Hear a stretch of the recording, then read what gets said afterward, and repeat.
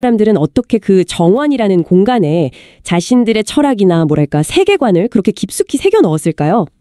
단순히 나무 심고 꽃 가꾸는 걸 넘어서 마치 나무 한 그루, 돌 하나에도 다 메시지를 담아 놓은 것 같아요. 오늘은 그 숨겨진 언어를 좀 함께 해독해보는 시간을 갖겠습니다. 네, 정확합니다. 조선의 정원은 그저 아름답기만 한 공간이 아니라 그 시대 정신을 담은 그릇이었다고 할 수 있죠. 유교, 도교, 그리고 또 빼놓을 수 없는 게 풍수지리 사상인데요. 이런 것들이 어떻게 조경 설계나 나무 선택에 영향을 미쳤는지 이걸 살펴보면요. 당시 사람들이 자연과 우주 그리고 인간 사회를 어떻게 이해했는지 그 단면을 엿볼 수 있습니다. 이건 단순한 원예가 아니라 일종의 철학적 실천이었던 셈이에요. 그럼 가장 먼저 많은 분들이 좀 궁금해하실 것 같은데 풍수지리부터 시작해볼까요? 이게 그냥 좋은 집터 찾는 거 아니냐? 이렇게 생각하기 쉬운데 자료들을 보니까 이게 거의 국가의 운명을 좌우하는 거대한 시스템이었더라고요. 네, 맞아요. 땅의 기운, 그 생기라고 하죠. 그걸 잘 활용해서 번영을 꾀하려 했다는 거죠. 네, 특히 도읍이나 왕릉처럼 국가의 어떤 존망과 직결된 곳에서는요. 절대적인 기준이었습니다. 그 경복궁이 북악산을 등지고 청계천을 바라보는 그 전형적인 배산임수 구조인 것도 다 이런 이유 때문이죠. 여기서 좀 주목할 점은 나무와 숲이 단순히 배경에 그치는 게 아니라 땅의 기운을 보호하고 또 조절하는 일종의 풍수적 장치로 기능했다는 겁니다. 아, 장치요? 네, 땅에 좀 부족한 부분을 보완하기 위해서 나무를 심는 것, 이것을 비보라고 불렀거든요. 말하자면 땅에 놓는 침술 같은 그런 개념으로 이해하시면 쉬울 것 같아요. 땅에 놓는 침술이라 비유가 아주 재밌네요. 근데 이 풍수지리가 상당히 좀 정치적으로 활용되었다는 점이 특히 흥미로웠어요. 조선 건국의 정당성을 확보하는 데도 쓰였다고 하고 또 왕릉 입지는 왕실의 영속성이랑 직결되니까 최고의 명당을 차려야 했는데 근데 나중에는 꼭 그렇지 않은 경우도 있었다고요. 이게 단순 실수가 아닐 수도 있다는 거죠. 그렇습니다. 자료에서는 그 왕권을 견제하려던 신하들이 일부러 명당의 핵심, 그러니까 혈처라고 부르는 곳을 살짝 비껴가게 능을 조성했을 가능성, 이걸 제기합니다. 아, 일부러요? 네, 즉 왕릉 주변의 숲이나 나무 배치가 그냥 보기 좋게 꾸민 게 아니라 풍수라는 논리를 매개로 해서 왕권과 신권이 보이지 않는 어떤 힘겨루기를 벌였던 현장이었다. 이런 해석이죠. 나무 심는 행위 하나하나가 굉장히 고도의 정치적 함의를 가질 수 있었던 겁니다. 와, 나무 심기가 정치 싸움의 도구였다니 정말 놀라운데요. 자, 그럼 다음은 조선 사회의 어떤 근간이었던 유교의 영향으로 넘어가 보죠. 성리학의 영향 때문에 질서나 위계를 중시하는 태도가 공간 구성에도 그대로 나타났다고요. 뭐 남녀 공간 분리나 사당 위치처럼요. 이게 나무에도 적용이 되었다는 거죠? 네, 맞아요. 유교적인 그런 위계 질서는 식물 세계에도 그대로 투영됐습니다. 나무를 가꾸는 행위 자체가 군자의 덕을 쌓는 어떤 수양의 과정으로 여겨졌죠.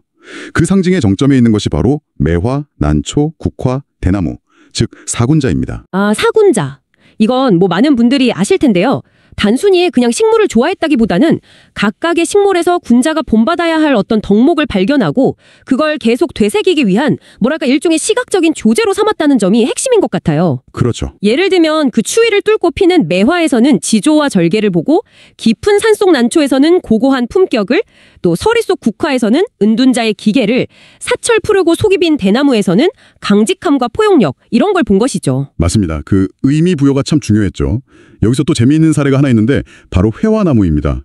중국 고사에서 학문이나 높은 벼슬을 상징하는 최고의 나무로 여겨져서 학자수라고도 불렸어요. 학자수요? 네, 당연히 조선에서 원에서도 이 나무를 심고 싶어 했겠죠. 그런데 이게 조선 땅에서는 구하기가 쉽지가 않았습니다. 아, 그랬군요. 그래서 어떻게 해결했나요? 그냥 포기했을까요? 아니요, 아주 실용적인 대안을 찾았습니다. 우리나라 토종나무 중에서 생김새나 어떤 기상이 회화나무랑 비슷한 느티나무를 대신 심은 겁니다. 아, 느티나무를요? 네, 심자는 느티나무를 회화나무와 같은 한자인 괴라고 부르면서 똑같은 상징성을 부여했어요. 이건 단순히 나무를 대체했다기보다 나무 자체보다는 그 안에 담긴 의미를 더 중시하고 외래 문화를 우리 실정에 맞게 아주 주체적으로 수용하고 토착화시킨 그런 지혜를 보여주는 흥미로운 지점이라고 할 수 있습니다. 그 의미를 우리 나무에 이렇게 이식했다는 거군요. 일종의 문화적인 번안이네요. 자, 그럼 마지막 사상적 기둥인데요. 도교와 신선사상으로 가볼까요? 유교가 어떤 사회적 질서를 강조했다면 도교는 좀 더 자연 그 자체, 무의자연에 집중했던 것 같아요. 네, 맞아요. 인위적인 개입을 최소화하고 그 자연의 흐름에 순응하는 것을 이상으로 삼았죠. 한국 전통 조경 특유의 어떤 비대칭적이면서도 꾸밈없는 그런 자연스러운 아름다움의 뿌리가 바로 여기에 있다고 볼 수 있습니다. 특히 관직에서 물러난 선비들이 은거하면서 꾸민 별서정원에서 이런 특징이 잘 드러나는데요. 기존 지형을 최대한 살리고 혹시 연못을 파더라도 네모난 연못, 즉 땅 가운데 둥근 섬, 즉 하늘을 만드는 식의 천원지방, 천연지방 사상을 반영하기도 했습니다. 이 둥근 섬은 종종 신선이 산다는 삼신산을 상징하면서 불로장생에 대한 염원을 담기도 했고요. 이렇게 풍수, 유교, 도교라는 세 가지 큰 사상이 밑바탕에 깔려 있었군요. 그럼 이걸 실제 공간에 구현할 때, 그러니까 나무를 심고 배치하는 배식에서는 어떤 원리들이 적용되었을까요? 역시 가장 중요한 건 자연스러움이었을 것 같은데요. 네, 핵심은 자연순응입니다. 인위적인 어떤 직선이나 기하학적인 형태는 최대한 피하고 원래 있던 땅의 모양새, 그러니까 산의 능선이나 물의 흐름을 거스르지 않는 거죠. 서양식 정원이나 일본 정원처럼 자연을 막 강력하게 통제하고 변형하기보다는 마치 원래부터 그 자리에 있었던 것처럼 보이도록 연출하는 데 중점을 뒀습니다. 건물도 지형에 맞춰 앉히고 길도 이렇게 자연스럽게 휘어지도록 냈죠. 여기서 정말 독특하고 유명한 기법이 나오잖아요. 바로 착영, 풍경을 빌려온다는 개념이요. 아, 네. 착영. 정원 안에서만 끝나는 게 아니고요. 정원 밖의 아름다운 자연 경관, 예를 들면 저 멀리 보이는 산 능선이나 숲의 모습을 마치 내 정원의 일부인 것처럼 시각적으로 끌어들이는 아주 세련된 기법입니다. 정자나 누각의 기둥 사이 또는 창문 프레임, 담장에 낸 구멍 같은 것들이 일종의 액자 역할을 하면서 바깥 풍경을 선택적으로 딱 잘라내서 살아있는 그림처럼 감상하게 만드는 거죠. 아, 액자처럼요? 네, 안동 병산서원의 만대류가 대표적인데요. 그 7칸 기둥 사이로 낙동강이랑 건너편 산의 풍경이 정말 파노라마처럼 펼쳐지거든요. 경복궁 경회로도 인왕산의 그 아름다운 능선을 연못 안으로 끌어들이도록 설계되었고요. 그런데 여기서 좀 약간 역설적인 부분이 있는 것 같아요. 조선시대 상류층 공간하면 보통 높은 담으로 이렇게 둘러싸여서 굉장히 폐쇄적인 높임을 주는데, 그런데 동시에 착영을 통해서 외부 자연과 적극적으로 연결하려고 했다니 이건 좀 모순적으로 들리는데요? 어떻게 봐야 할까요? 바로 그 지점이 착영의 묘미이면서 동시에 당시 선비들의 세계관을 보여주는 뭐랄까 변증법적 공간 전략이라고 할 수 있습니다. 담장은 1차적으로 세속의 번잡함이나 좀 보기 싫은 것들을 차단하는 역할, 이걸 착영, 즉 가릴 차자를 써서 표현하기도 하는데요. 이런 역할을 해서 안온하고 사색적인 내부 공간을 만듭니다. 아, 가리는 착영도 있군요. 네. 하지만 동시에 그 담장이나 건물에 의도적으로 낸 창과 문, 즉 일종의 프레임을 통해서는 자기가 아름답다고 여기는 이상화된 자연 풍경만을 선택적으로 빌려오는 것이죠. 즉 담장은 불필요한 것을 가리고 창은 필요한 것만 빌려오는 역할을 동시에 수행하는 겁니다. 세속으로부터는 거리를 두면서도 정신적으로는 자연과 깊이 연결되고자 했던 선비들의 어떤 이중적인 욕망을 아주 세련되게 해결한 방식이라고 볼 수 있습니다. 가리는 착영과 빌리는 착영의 공존이라, 와, 정말 깊은 뜻이 있었네요. 이런 시각적인 장치 외에도 상징적인 의미를 담아서 나무를 심는 방식, 이것도 중요했겠죠. 사군자 말고 또 어떤 조합들이 있었나요? 함께 심어서 굳건한 절개를 상징하는 세안사무, 또 즐겨 사용했습니다. 배식기법 면에서도 나무 한 그루를 좀 두드러지게 심어서 시선을 집중시키는 점식, 또 나무를 줄지어 심어서 공간의 경계를 만들거나 동선을 유도하는 열식 같은 방식들을 활용했고요. 특히 좀 인상적인 건 크기나 종류가 다른 세 그루의 나무를 일부러 부등변 삼각형 형태로 거리를 두고 심어서 인위적인 느낌을 줄이고 자연스러운 아름다움을 극대화하려고 했던 점입니다. 자, 그럼 이제 구체적인 공간 유형별로 좀 들어가서 어떤 나무들이 어떤 의미로 선택되었는지 좀 더 자세히 살펴보죠. 먼저 국가의 심장부, 궁궐입니다. 왕의 공간이니까 당연히 위엄과 질서를 보여주는 게 중요했겠지만 동시에 좀 실용적인 층만도 고려되었을 것 같아요. 그렇습니다. 궁궐은 여러 기능이 복합된 공간이었으니까요. 먼저 상징성을 보면 예를 들어 창덕궁 돈화문 안쪽에 관청들이 모여있는 곳에는 회화나무를 심었습니다. 그 중국 고사에서 회화나무 아래에서 삼정승이 국사를 논했다는 이야기에서 유래한 건데요. 현명한 신하들의 보좌를 통해서 이상적인 유교 정치를 펼치겠다. 이런 의지를 상징적으로 보여준 것이죠. 아, 그런 의미가 있었군요. 네. 그리고 기능성 측면에서는요. 후원에는 왕비가 직접 누에를 치는 의례, 친잡례라고 하죠.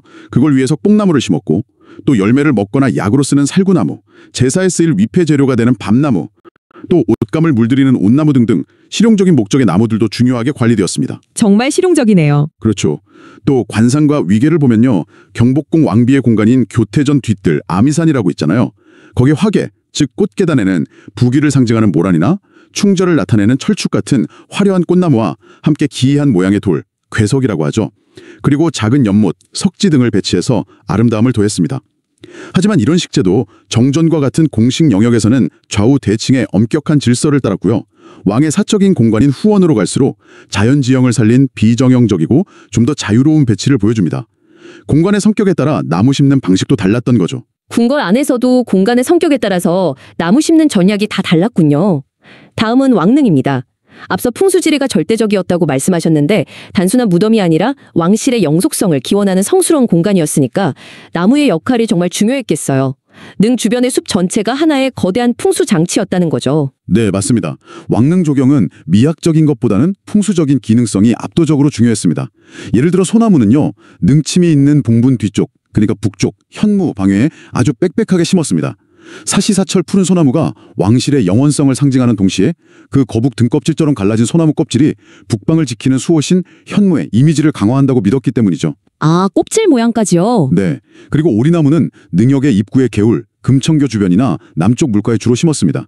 물을 좋아하는 특성하고 발달된 뿌리가 수맥, 즉 명당수를 보호하고 토양 유실을 막는 실질적인 기능 때문이었죠. 이름에 오리가 들어가서 능역의 경계를 표시한다는 속설도 있긴 했지만 주된 이유는 기능성이었습니다. 그렇군요. 흙이 쓸려나가는 것을 막았습니다. 또한 잎에 수분이 많아서 산불이 번지는 것을 막는 방화 기능도 기대했고요. 방화 기능까지. 네, 여기서 중요한 것은 왕릉숲이 저절로 자란 자연림이 아니라 국가가 아주 철저히 계획하고 관리한 인공림이라는 점입니다. 종오품, 영과 같은 관리를 따로 두어서 나무를 심고 가꾸고 함부로 베지 못하게 엄격하게 통제했습니다. 왕릉숲이 철저히 관리된 인공림이었다는 사실이 굉장히 흥미롭네요. 자, 세 번째 공간은 선비들의 이상향이라고 할 수 있는 별서정원입니다. 세속을 떠나서 자연에 귀의하고자 했던 공간이니까 앞서 이야기했던 도교적인 자연주의하고 유교적인 수양의 태도, 이런 것들이 잘 어우러졌을 것 같아요. 맞습니다. 별서정원은 그 주인의 철학이나 취향이 가장 잘 반영된 아주 사적인 공간이죠. 대표 수종으로는 역시 선비의 절개와 품격을 상징하는 소나무, 대나무, 매화, 즉 세안사무가 중심이 되었고요.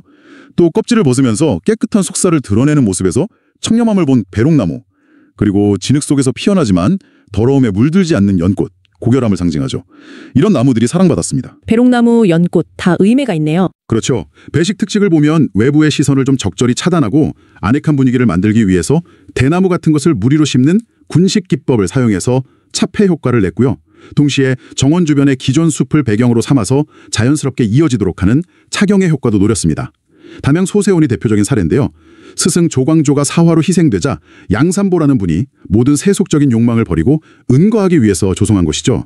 인위적인 조형을 최소화하고 자연 계곡의 흐름을 그대로 살린 것이 특징입니다. 입구의 그 빽빽한 대나무 습길은 속세의 마음을 정화하는 통로 역할을 하고요. 정원 곳곳에 매화나무를 심은 매대 같은 것을 두어서 선비의 이상을 표현했습니다. 마지막으로 학문수양과 정신수련의 공간, 서원과 사찰을 살펴보죠.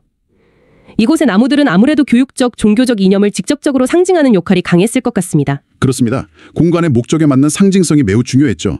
은행나무는 특히 서원의 상징과도 같은 나무입니다. 공자께서 행단, 이게 살구나무 또는 은행나무 단이라고 하는데요. 에서 제자들을 가르쳤다는 고사에서 유래했죠. 수명이 길고 웅장한 모습이 학문의 영속성과 권위를 상징했습니다. 아, 공자고사에서 유래했군요. 네. 그리고 향나무는 그 특유의 향기가 부정한 것을 정화시킨다고 믿었기 때문에 서원의 제사 공간인 사당이나 사찰의 법당 주변에 심어서 공간의 신성함을 높이고 인간과 신성한 영역을 연결하는 매개체로 여겨졌습니다. 향나무의 향기가요? 네. 또 배롱나무는 앞서 별서정원에서도 잠깐 언급되었지만 매년 묵은 껍질을 벗고 매끄러운 속살을 드러내는 모습이 세속의 허물을 벗고 청렴한 본성을 회복하라는 가르침으로 해석되었고요. 여름 내내 약 100일 동안 붉은 꽃을 피우는 모습은 끊임없는 정진과 열정을 상징해서 서원과 사찰 모두에서 즐겨 심었습니다.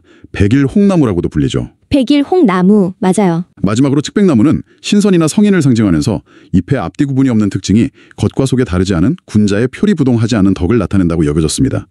공자의 묘소인 공림을 비롯해서 성현들의 묘역에 주로 신겼습니다. 정리해보면 궁궐은 유교적인 질서와 실용성, 회화나무가 대표적이었고요.